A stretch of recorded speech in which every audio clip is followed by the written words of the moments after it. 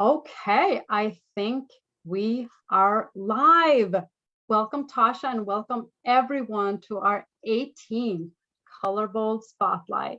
My name is Mia Jung. I work for UW-Madison Division of Extension. I focus my work on economic development with entrepreneurs of color, and I partner very closely with the Color Bold Business Association. This is an interactive experience, so please be sure to hop in and interact by engaging in the chat box. And I have the pleasure here today to introduce to you Tausha Conyers with Things Girls Like. Tausha started her business journey in February of 2020, right after being laid off from a corporate job.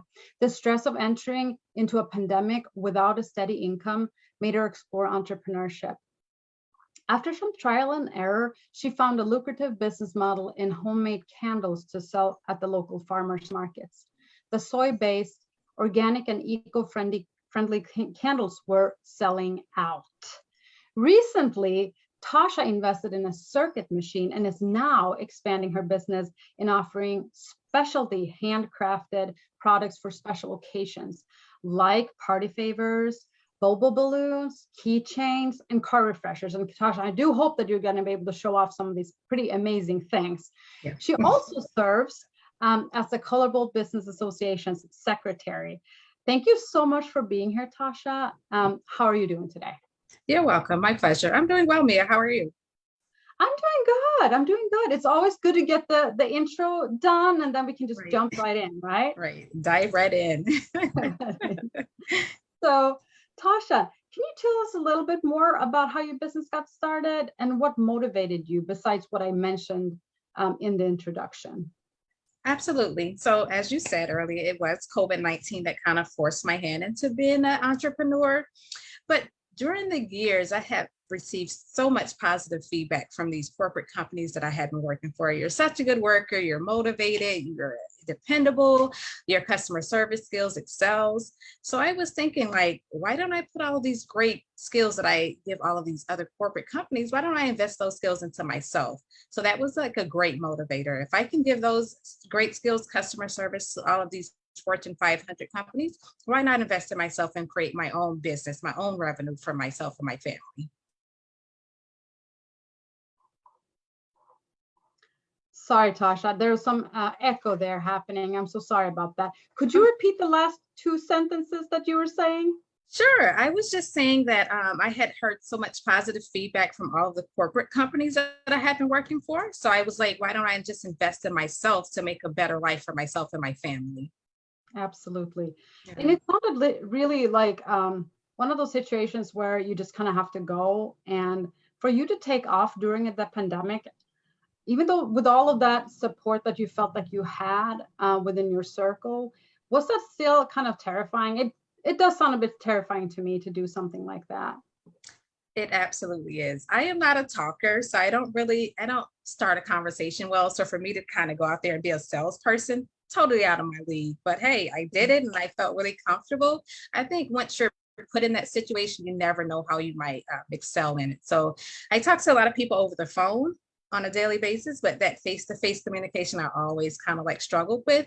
But being that I just put myself out there at the farmer's market, I realize that they're human just like me. They talk and breathe like me, so I should be comfortable communicating with them as well. So I pretty much think that was a great learning experience for me. To be at those farmers markets, because Yes, that's where you really have to be. I mean, you're really your own brand, right? You're right, really presenting your business in person and flesh and blood. right. Oh. Um, so you did mention business support. So how did that look like for you, Tausha, in terms of the formal and the maybe informal business support? Did you get any business startup support from organizations, or was it more informal? It was more informal. I do have a friend that was a long time hairstylist that had a business that was very a good lucrative business. So I did reach out to her a few times just to get some pointers, some sense of direction because I had no idea what I was doing. So I would say more of informal help. Yeah. That makes sense. Yeah. Do you think that it would have been helpful with other types of support, like looking back, from now? Would you would have been helpful to get other type of support when you were getting started? Absolutely. I had no idea about tax ID. I had no idea that I needed a seller's permit, insurance. I had no idea. So I was just kind of throwing darts in the dark, trying to figure this stuff out. And I just figured that if I had like a more structure, a more learning, like someone to show me, or like sit down and give me like Sure. pointers, maybe even like a diaphragm. You need to start here and do this and then do this next. That would probably save a lot of time and research Sure. on my end. Yeah. Yeah. Yeah. And Yeah. I know you're not alone in that, Tausha. There's so many things to know about when you start a business. And we already have a question. Guess from who? Is it Kimyada. Kenyatta? Kimyada is asking, since you have been pushing yourself, do you have any pointers on what to do when starting a conversation or a sale? I just be my normal self. I smile. Hello, how you're doing? Is there anything I can help you with? It's just more of a casual conversation. I don't try to be so robotic. It's more of just a casual conversation I'm having with the customer. And I think they are more drawn into that. I hate the sales pitch. Like, do you have AT&T or do you have this? Like, I hate that. I just like more of a casual kind of flow to it. Yeah, that makes sense. And Yeah. have you seen that being successful? Absolutely, because that conversation usually turns into sales. We're talking about kids, we're talking about the weather, it could be about anything, and it usually turns into a sale at the end of that conversation. It's Okay. never, no one ever really approaches me and say, hey, what kind of candles do you have? Honestly, it's usually Sure. like, hey, how you doing? What you doing? You like the farmer's market? Like, yeah, I like it. And the communication just comes and we just flow into a sale. And I think it works Yeah. perfect for me in that environment. Nice. And Tasha, Yeah. it's so interesting to read about your product line. I mean, it really has developed from the soy candles, now the boba balloons, all of these various items. And so can you tell us a little bit about the evolution of how you came up with all of these products? And, how does your mind work when you think through, okay, I should explore this one, or is it through customer feedback, or is it just yourself kind of figuring out market opportunities? And no, I would say just through a lot of research. When I started making the candles, I would go on Google or um, Microsoft Edge and just figure out what's the hottest sellers right now. What are people interested in? So I would take that list and just say, hey, I think I can do this, and just take whatever I can off of that list and try to create my own. So basically, a lot of research. I did a lot of reading. Unlike when I first started my business, I didn't do a lot of that. So learning with the candles, I did more research and more marketing research to see what the customers actually want. Just because I like it doesn't mean the customer likes it. Sure, Uh, sure. And do you have any resources to share? Like when you do market research, how do you do that? I just basically go in Google, search, general search. What are the top sellers right now? What are people interested in? Sure. And Google is really good with that. It breaks it down like usually the top 10, and candles always falls in that top 10 of what people want. Okay. I never knew that until I started doing research. And I knew that the items that I needed to make those candles, I could get those items. It wasn't hard to get them. They were affordable. So I'm like, why not try? I like candles. I burn them all the time. So why not make my own? That's so interesting. I never heard, I mean, I feel like I should have heard that Google would be the prime, place to go to. I mean, because we Google everything, right? So why not do market research on Google? And I know Google has some small business programs as well that they offer. So I'm sure that they are tapped into all the various market opportunities. Right. I was just interested. I have seen on your Facebook page these Bobo balloons. Am I saying this right? Yes. Okay. Can you explain what that is? Sure, absolutely. So a bobo balloon is just like it's not latex. It's some different type of stretchy balloon that you basically can stuff, like stuffed animals, flowers, confetti. It's pretty much, you can stuff pretty much anything in these balloons. So you just stuff it in there, seal it, and blow it up and make it pretty. Okay. Yeah. That's so cool. So you can really customize that to any kind of occasion, right? Absolutely. Right now, I'm focusing on graduation. I have a lot of orders for graduation balloons. So, yeah, I think it's more of a seasonal thing for that. Mother's Day was really busy, so now graduation is coming now. So I'll be pretty busy with that. So, Mhm. yeah, That so makes it's just sense. like a fallback. Yeah. Sure. And then Mhm. with these products, Tasha, do you have any like partnerships with other businesses to create the products and to make No, I do you know not know. everything on in-house? Yeah. Okay. Wow. one woman shop. Pretty amazing. So from 2020, now we're well into 2022. How would you say your business have grown or changed? I would definitely say that it has changed. Growth, I think I'm pretty steady with the growth. I haven't like skyrocketed to these high numbers, but it's pretty steady, which I'm satisfied with. I'm a pretty new business, but I can definitely say my line has changed. I started off with the jewelry business. I shortly learned that that wasn't the lane for me. So transition into the candle business was totally different. So I would pretty much say that's the major change in the product that I'm offering. Mhm. Thanks for sharing that. Is You're there welcome. anything in particular, Tausha, that you're proud of running your business? Sure. I would say I'm proud of myself as of recently. I was able to communicate with a business owner in order to be able to continue and start my own pop-up shop at their facility. So they're allowing me the space on the outside of their facility just to come whenever I like to do my pop-up shop and sell my items. I feel proud because I was at one point dependent on the farmer's market, but my schedule was conflicting with that. So being able that I'm creating this pop-up shop of my own, I can kind of create my own hours. I can kind of make my own schedule doing that. So that makes me Nice. feel really, really proud. That's amazing. And will you share some details about that maybe in the chat box later, Sure, where it's at so people can check out your products? absolutely. That's amazing. And I know there's a pop-up shop coming up for Color Bowl too on Super June excited. 26th, right? Absolutely, And yeah. I'm super excited. that is super exciting. There will be a lot of amazing, talented business owners and vendors. And so well, Tausha, you're also in Color Bowl. So, I mean, I'm hoping to see you there too, I right? will be. Yeah, absolutely. That'll be great. And then on that note, actually, you can still sign up. By June 20th, any vendor can still sign up, and I'll put in more details in the chat box. But please remember to do that because it's going to be a huge opportunity to connect, Absolutely. to sell, and to meet with business organizations in Northeast Wisconsin. Absolutely.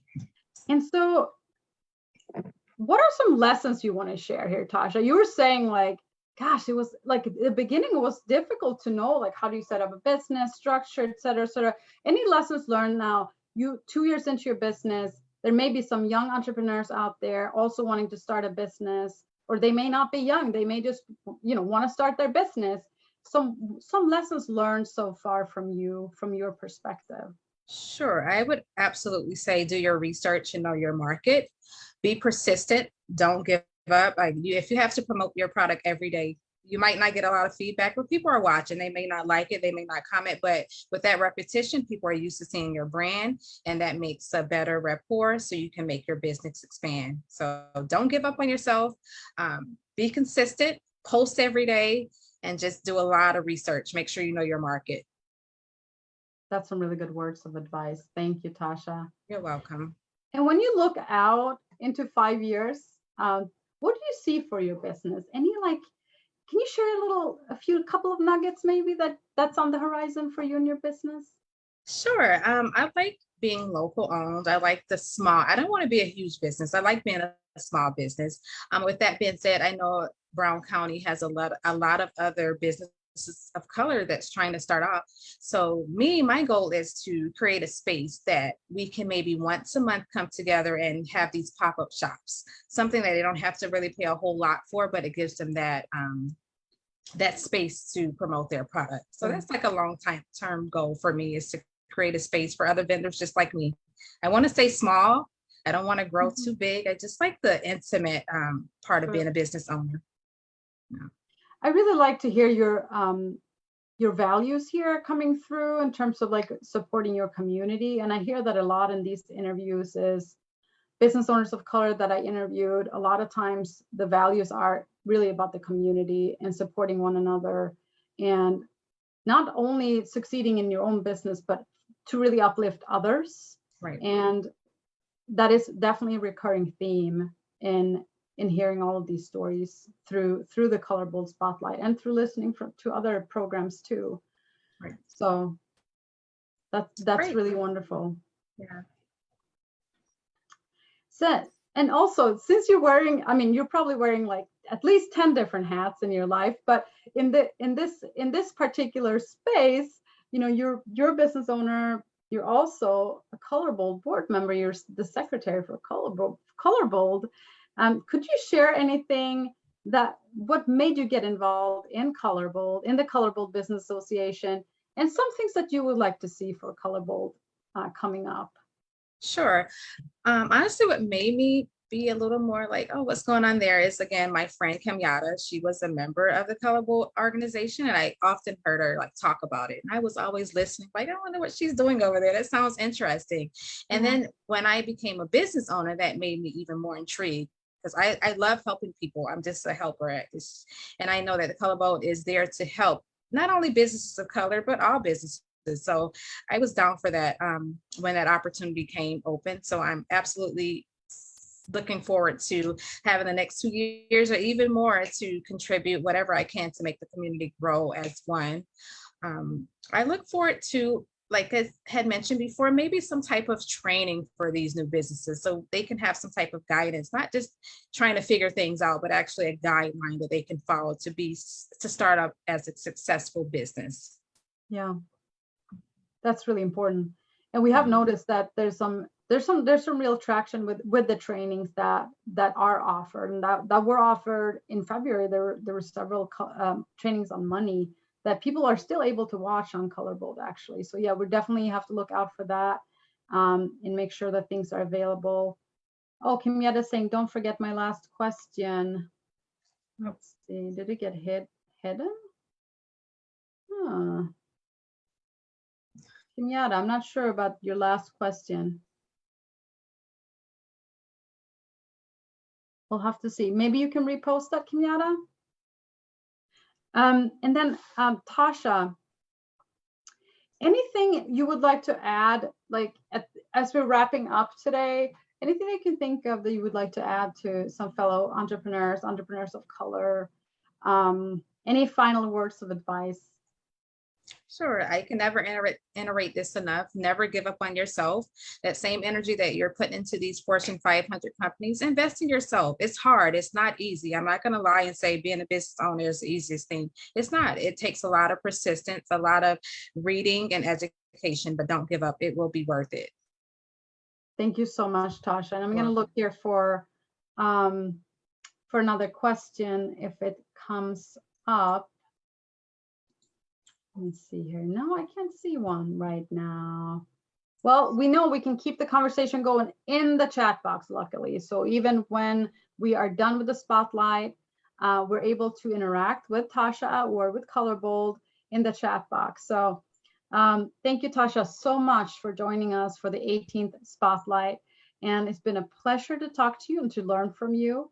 I again want to point out that the pop-up shop that Colorbold is putting on with several partners, community partners, is coming up on June 26th. It's on our Facebook page.